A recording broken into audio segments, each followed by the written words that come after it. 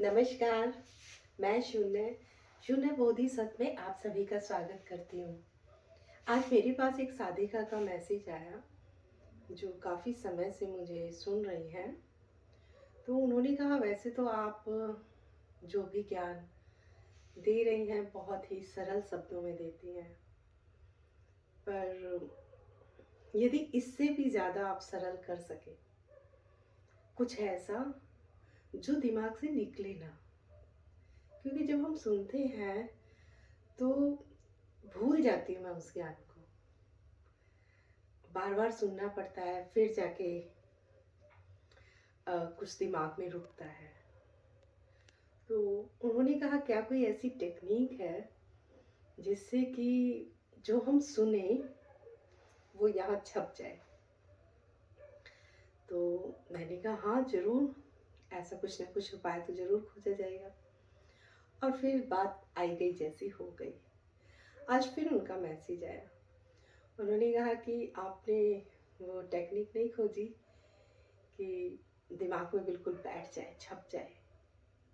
क्योंकि सामान्यतः हम देखते हैं, जब हम कुछ सुन रहे होते हैं तो साथ में कुछ काम भी कर लिया, प्रवचन लगाए किसी भी गुरु के, और साथ में काम करते रहे, या सोते समय प्रवचन लगा दिए, नींद आ गई, सो गए। स्पेशली 1 घंटा किसी प्रवचन को सारे काम छोड़ के बहुत ही जिज्ञासु कोई साधक सुनता है, और इतना जिज्ञासा और इतने लगन के बाद वो उतना ही ग्रहण कर पा रहा है जितनी उसकी योग्यता है। उस योग्यता में भी उतना ही याद रह पाता है जितना हम कहें कि हमारी मेमोरी है। मतलब पूरा का पूरा हम याद नहीं रख पाते हैं। तो उन्होंने कहा क्या ऐसा भी कुछ है जिससे कि पूरा का पूरा याद रह जाए। तो फिर जब मैंने आज उनका मैसेज आया तो मैंने देखा ऐसी कौन सी चीज़ें हैं जो हमें याद रह जाती हैं। इन पांचों इंद्रियों से जो हमें अनुभव आते हैं, उनमें सबसे ज़्यादा गहरे जो अनुभव होते हैं वो आँखों से दिखाई देने वाले अनुभव होते हैं, जिन्हें हम आँखों से देखते हैं। कानों से सुने हुए भी भूल सकते हैं, सूंघा हुआ भी भूल सकते हैं, स्वाद भी भूल सकते हैं, लेकिन आँखों से जो हम देखते हैं उनकी छाप बहुत गहरी पड़ जाती है। उसके बाद दूसरे नंबर पे आता है जो हम त्वचा से छूते हैं, जो हम छू के अनुभव करते हैं, वो भी बहुत गहरे होते हैं। तो इसी को ध्यान में रखते हुए कि जो भी ज्ञान दिया जा रहा है वो जो भी वो सुने, साथ में वो देखें, तो वो वहीं का वहीं छप जाए। तो हम शुरुआत करते हैं आज से। जो हमारा पहला हमेशा रहता है कि त्रिज्ञान से अध्यात्म की शुरुआत करिए ज्ञान मार्ग में। तो आज हम पहला टॉपिक लेंगे, और आज का टॉपिक है मैं कौन हूँ, या आत्मज्ञान कैसे प्राप्त हो, आत्म साक्षात्कार क्या है, कैसे उसे प्राप्त किया जा सकता है, या और भी बहुत सारे आध्यात्मिक प्रश्न होते हैं हमारे। परमात्मा क्या है, जगत क्या है, हम यहाँ क्यों आए हैं, ये किसने बनाया, कौन इसे चला रहा है पूरे ब्रह्मांड को। बहुत सारे प्रश्न होते हैं, लेकिन जो मेन होता है वो है कि यदि हमने स्वयं को जान लिया तो बहुत सारी चीज़ों को हम सहज रूप में जान लेते हैं। तो ये मेरा एक छोटा सा प्रयास है, शायद आपके काम आ सके। तो शुरुआत करते हैं हम। इसीलिए मैंने आज इसका इस्तेमाल कर रही हूँ। बहुत बच्चे की तरह मैं समझाने का प्रयास करूँगी, जैसे एक बच्चे को कैसे कबूतर समझाया जाता है। तो ये जो पूरा बोर्ड है हमारा, पूरा का पूरा बोर्ड है, ये है अस्तित्व।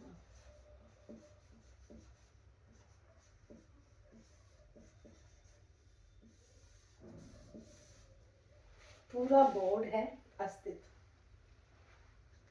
अस्तित्व का अर्थ होता है अस्तित्व शब्द अस्थि से लिया गया है।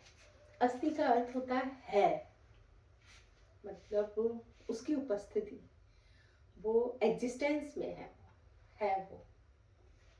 तो जो भी है सब इसी के अंदर है, अस्तित्व के ही अंदर है। एक्स वाई जेड, कुछ भी अस्तित्व के बाहर नहीं है। इसी अस्तित्व के दो भाग कर देता है चित्त, जिसे साधारण भाषा में हम मन कहते हैं। एक ये और एक ये, दो भाग इसके अस्तित्व के दो भाग करता है मन। तो इधर एक तरह से हो गया मन, जिसे हम चित्त भी कहते हैं।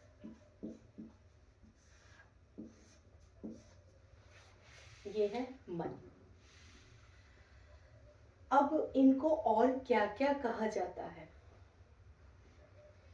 अस्तित्व का जो ये भाग है, हम इसे प्रकट भी कहते हैं और इसे फिर हम अप्रकट कहते हैं। ये हो गया प्रकट, ये हो गया अप्रकट।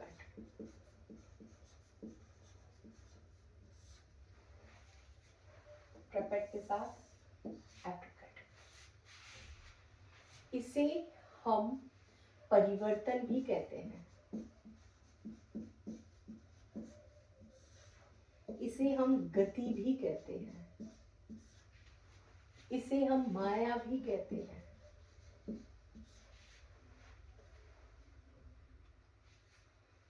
ये सारे इसके नाम हैं। इसे हम माया, गति, परिवर्तन, प्रकट, ये सब इसी के भाग हैं। और ये अप्रकट, इसको हम अनुभव भी कहते हैं। ये अनुभव है तो ये अनुभव करता है।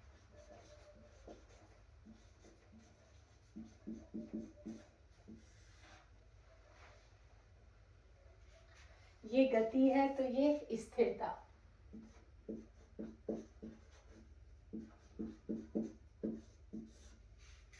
ये परिवर्तन है तो ये अपरिवर्तन।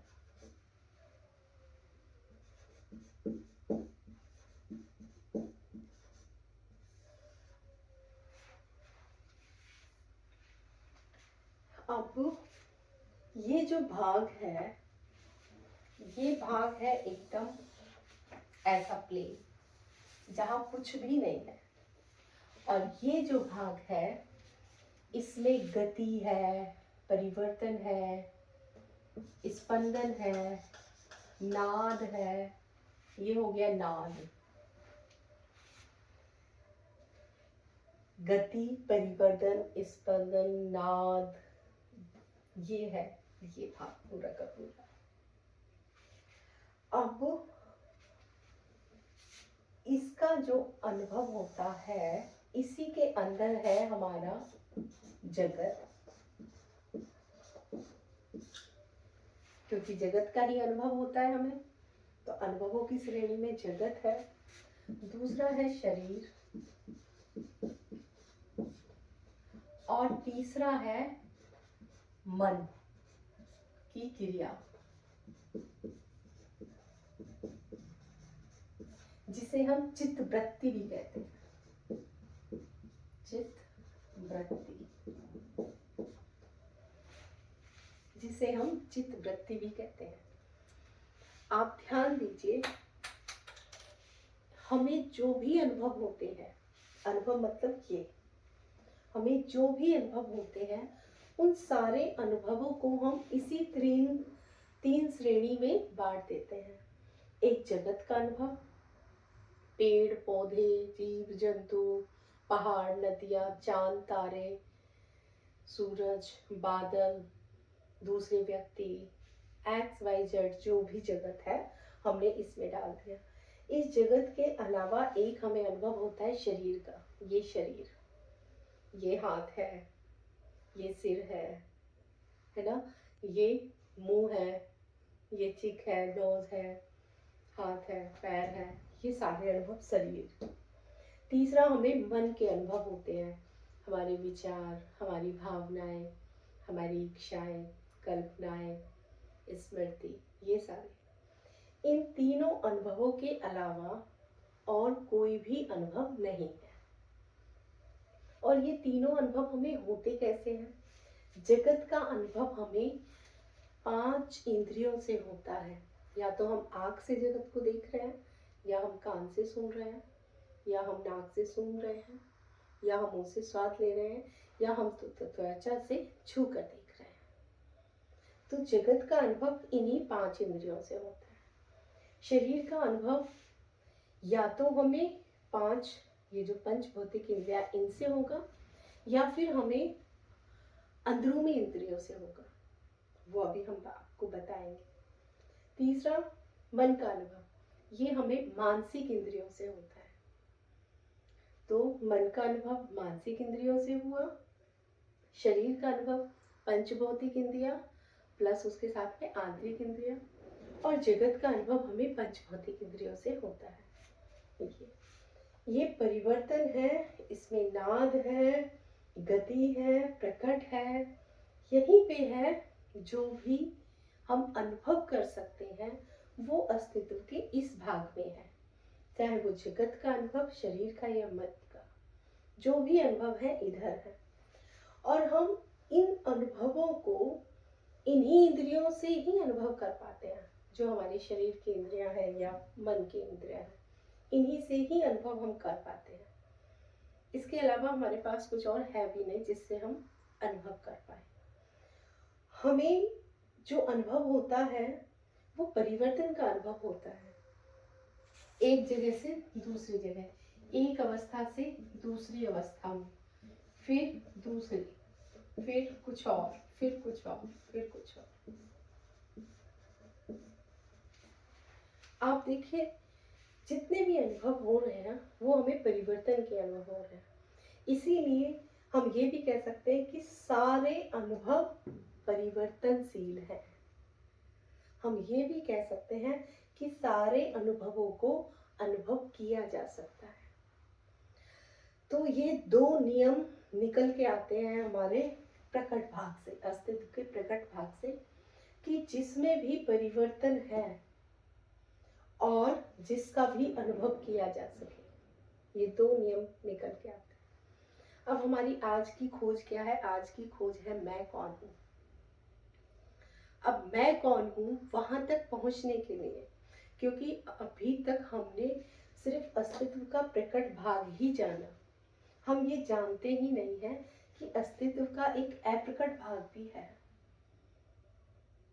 तो जब हम मैं कौन है इसकी खोज करेंगे तो हम दोनों नियम लगाते हुए चलेंगे मैं तक पहुंचने के लिए। क्योंकि अभी हम मैं किसको कहते हैं? अभी हम मैं कहते हैं लिंग को, कि मैं लड़की या मैं लड़का। अभी हम मैं कहते हैं पद को, मैं डॉक्टर, मैं इंजीनियर, मैं टीचर, मैं प्रोफेशनल, मैं ये, मैं वो। अभी हम मैं कहते हैं नाम को, मैं सीमा, मैं रेखा, मैं संगीता, मैं ललिता। अभी हम मैं कहते हैं राष्ट्रीयता को, मैं भारतीय, मैं इंडियन हूँ। अभी हम मैं कहते हैं धर्म को, मैं हिंदू धर्म, मैं बौद्ध धर्म की हूँ, मैं ईसाई धर्म की हूँ, मैं मुस्लिम धर्म की हूँ। अभी हम मैं कहते हैं जाति को, मैं ब्राह्मण हूँ, मैं राजकुमार राजपूत हूँ, या मैं क्षत्रिय हूँ, मैं जाट हूँ, मैं ये हूँ, मैं वो। तो ये जो मैं है जिसे हम आज तक मैं समझ रहे थे, ये वास्तविक में नहीं है। ये तो एक दूसरे से बात करने के लिए, कम्युनिकेट करने के लिए, अपनी बातों को एक दूसरे तक पहुंचाने के लिए, उसकी समझने के लिए, किसी चीज़ पे अपना स्वामित्व दिखाने के लिए, मालिक का हक, मालिकाना हक दिखाने के लिए हम इस मैं को जहाँ जरूरत होती है वहाँ रख देते हैं। कभी हम कहते हैं मैं शरीर हूँ, मुझे भूख लग रही है। भूख मुझे नहीं, शरीर को लग रही है। कभी हम कहते हैं हमें प्यास लग रही है, मुझे प्यास लग रही है। नहीं, प्यास शरीर को लग रही है। तो जो मैं की स्थिति हम अलग अलग अलग अलग रखते चले आ रहे थे, उस मैं को आज हम खोजने जा रहे हैं, मैं कौन हूँ। तो उसके लिए हम क्या करेंगे, हमने 2 नियम हम अप्लाई करेंगे। पहला नियम तो ये है कि जिसका भी मुझे अनुभव हो गया वो मैं नहीं हूँ। और दूसरा नियम ये है कि जिसमें भी परिवर्तन है वो भी मैं नहीं हूँ। तो यदि हम जगत को देखें तो जगत में परिवर्तन भी है और जगत का अनुभव भी हो रहा है, क्योंकि जो भी प्रकट है उसका अनुभव किया जा सकता है। तो इसका अर्थ हुआ कि मैं तो जगत नहीं हूँ और ना ही मैं कोई जगत की वस्तु हूँ। दूसरा, हम शरीर पे आते हैं। ये जो शरीर है, ये शरीर भी परिवर्तनशील है। पहले छोटा था, फिर बड़ा हुआ, फिर बूढ़ा हो जाएगा और फिर एक दिन तय हो जाएगी। तो इसमें परिवर्तन भी है और शरीर का अनुभव भी हो सकता है। ये मेरे हाथ है, ये मेरा सिर है ना। पूरा का पूरा शीशे के सामने खड़े हो जाओ, दिखाई दे जाता है। अब शरीर के अंदरूनी से अंदरूनी अनुभव, जैसे भूख लगना, प्यास लगना, अपने भार का पता चलना, शरीर के तापमान का पता चलना, ये सारे अंदरूनी अनुभव हैं जो कि आंतरिक इंद्रियों से हो रहा है। लेकिन अनुभव तो हो ही रहे हैं, तो अनुभव भी हो रहे हैं और ये परिवर्तनशील भी है। अभी भूख लग रही है, खाना खाया, भूख खत्म हो गई। प्यास लग रही है, पानी पिया, प्यास भी खत्म हो गई। तो जगत तो मैं हूँ ही नहीं, मैं वास्तव में शरीर भी नहीं हूँ, क्योंकि शरीर पे भी दोनों नियम काम करते हैं। शरीर परिवर्तनशील भी है और शरीर का अनुभव भी हो सकता है। तीसरा आते हैं मन पे। क्या मन का अनुभव हो सकता है? मन का मतलब विचारों का। हाँ, अनुभव तो होता ही है, पता है ना कि मैं क्या सोच रही हूँ। विचार के बाद में भावनाएं, भावनाओं का अनुभव भी होता है, पता होता है कि कैसे भाव आ रहा है। और ये परिवर्तनशील भी है, विचार भी और भावनाएं भी दोनों बदल जाती हैं। आज जिससे प्रेम है, घृणा भी हो सकती है। और विचार अभी मैं इस विषय पे सोच रही हूँ, दूसरे विषय पे भी सोच सकती हूँ।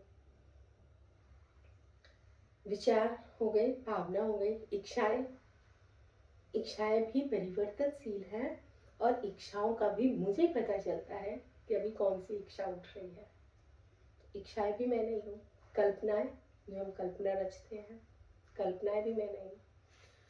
तो मन पे भी ये दोनों नियम काम करते हैं, क्योंकि मन परिवर्तनशील भी है और मन का अनुभव भी हो सकता है, जो मानसिक इंद्रियों से जो अनुभव आते हैं। तो इनमें से कोई भी चीज मैं नहीं हूँ। ना मैं जगत हूँ, ना मैं शरीर हूँ, ना मैं मन हूँ, और मन से होने वाली जो भी चित्त वृत्तियां है वो भी मैं नहीं हूँ। तो इसका मतलब अस्तित्व के प्रकट भाग में मैं कहीं भी नहीं हूँ, क्योंकि हमारे दोनों नियम कहते हैं कि जिसमें परिवर्तन है वो भी मैं नहीं, और जिसका अनुभव हो जाए। और हम देख रहे हैं कि अस्तित्व के प्रकट भाग में परिवर्तन भी है, गति है, स्पंदन है, और इन्हें अनुभव किया जा सकता है, इसीलिए इन्हें अनुभव कहते हैं। तो हमें जाना कहाँ है फिर मैं को खोजने? हमें मैं को खोजने यहाँ से यहाँ जाना है। एक तरह से हम ये भी कह सकते हैं, जो सारे अनुभवों को अनुभव कर रहा है वो मैं हूँ। जब हमने जगत को, पूरा का पूरा जगत हमने हटा दिया, शरीर पूरा हटा दिया, मन से होने वाली जो भी क्रियाएं हैं उन्हें भी पूरा हटा दिया, अब क्या शेष बचा? जो शेष बचा वो मैं हूँ। और शेष क्या बचा फिर? इन तीनों को हटाने के बाद शेष क्या बचा? इसमें से इस भाग को हटाने के बाद शेष क्या बचा?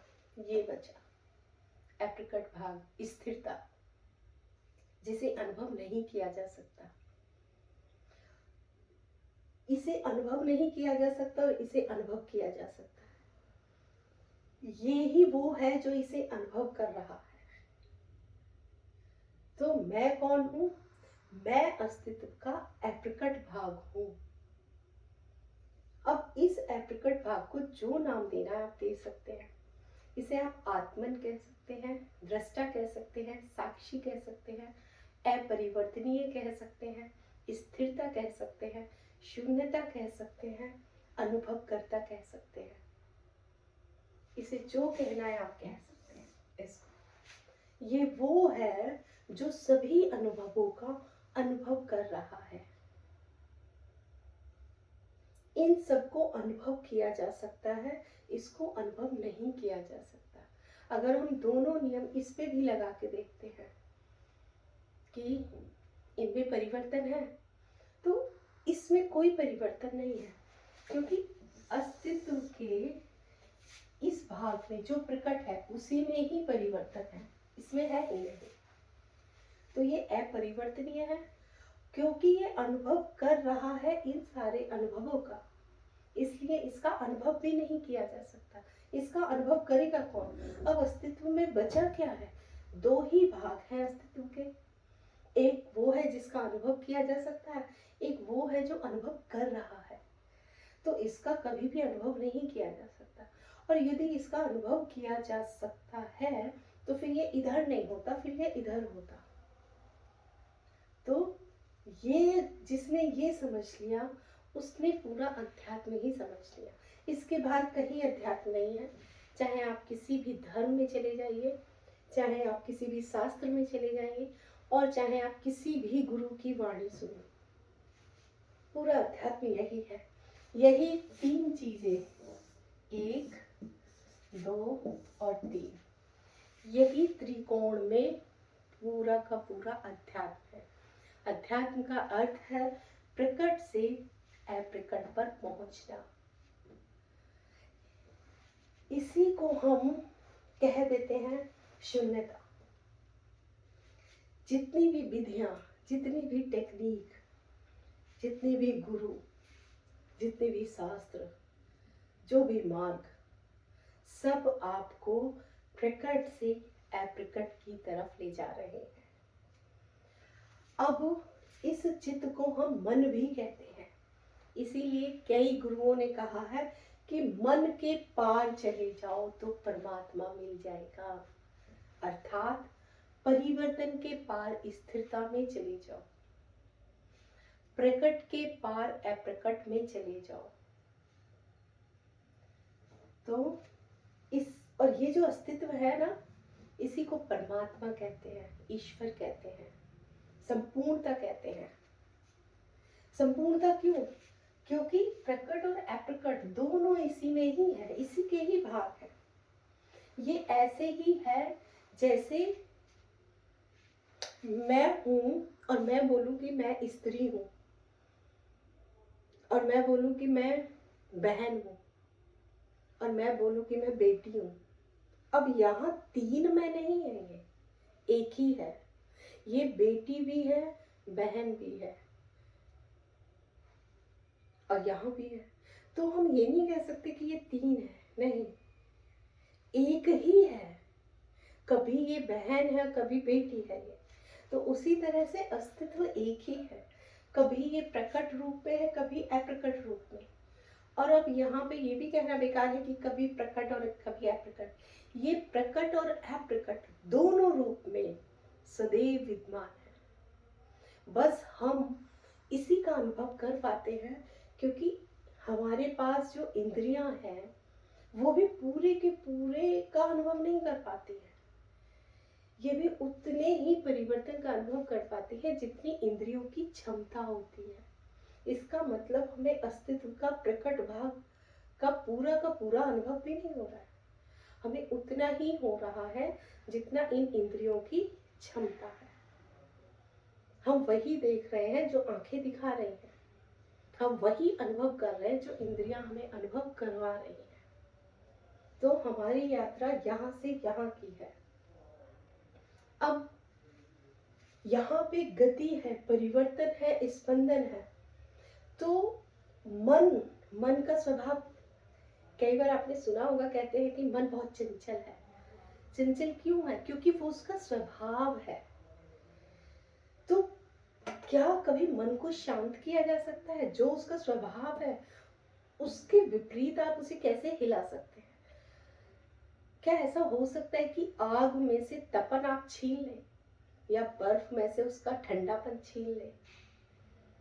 नहीं हो सकता, वो उसका स्वभाव है। कांटों से चुभना छीन ले, नहीं हो सकता, वो उसका स्वभाव है। तो इसी तरह से मन का स्वभाव ही गति, परिवर्तन, चंचलता, अस्थिरता है। तो जो भी साधक सोच रहे हैं कि हम अपने मन को शांत कर लेंगे, हमारे मन से क्रोध हट जाएगा, लोभ हट जाएगा, ईर्ष्या हट जाएगी, ये हट जाएगा, वो हट जाएगा, मन शांत हो जाएगा, तो वो ये कह रहे हैं कि आग से उसकी तपन को हम अलग कर रहे हैं। वो ये कह रहे हैं कि रेत से हम तेल निकाल के दिखाएंगे। नहीं, इसका दूसरा उपाय भी है, वो मैं आपको बताती हूँ। यदि आपको ये पता चल जाए कि एक व्यक्ति है जो हमेशा गालियां ही देता रहता है, हमेशा सभी को, सभी के साथ, तो आप क्या करते हैं? आपने बस समझ लिया है, ये जान लिया है, इसका स्वभाव ही गाली देना है। अब आपको फर्क ही नहीं पड़ता कि वो गाली दे रहा है या नहीं दे रहा है। अब उसका गाली देना ना देना बराबर है। तो उसी तरह से जिस चीज को हम समझ लेते हैं, हम उस चीज के पार निकल जाते हैं। हम ये नहीं कह रहे आग को कि तुम जलाना छोड़ दो, हम ये कह रहे हैं कि हमने तुम्हारा समझ लिया स्वभाव कि तुम जला देती हो, तो हम तुम्हारे नजदीक ही नहीं जाएंगे। मुझे ये समझ आ गया कि नदी में पानी का बहाव बहुत तेज है, तो मैं नदी में जाऊंगी क्यों? नहीं ना। तो उसी तरह से हमें समझ आ गया कि मन का स्वभाव ही चंचल होता है, तो मैं उसे बदलने में लगूं क्यों? तो हम क्या करेंगे, हम यहाँ से जो हम अपनी स्थिति को यहाँ रखे हुए थे, मैं शरीर, मैं मन, मैं ये, मैं ये, मैं ये, मैं ये, हम अपने वास्तविक स्वभाव को ना जान लें। इनमें से तो कोई भी मैं नहीं हूँ, मैं जगत नहीं, मैं शरीर नहीं, मैं मन नहीं। मैं कौन हूँ? मैं ये भाग हूँ जो स्थिर है, जो अप्रकट है, मैं वो हूँ। तो मैं इसको बदलने में लगूं क्यों? मैं अपना समय क्यों बर्बाद करूं, अपनी शक्ति क्यों बर्बाद करूं? मैं उसके पीछे क्यों जाऊं जिसे मैं बदल ही नहीं सकती, जो मेरे हाथ में ही नहीं है? मैं जो हूं उधर की तरफ क्यों न चली जाऊं? दृष्टि जो मेरी यहाँ है, अनुभवों की तरफ है, उस दृष्टि को मैं अनुभवकर्ता की तरफ क्यों न ले आऊं? जैसे मैंने इसको जान लिया कि इसका स्वभाव ही परिवर्तनशील है, गति है, चंचलता है, इसका स्वभाव शांत है, आनंद है,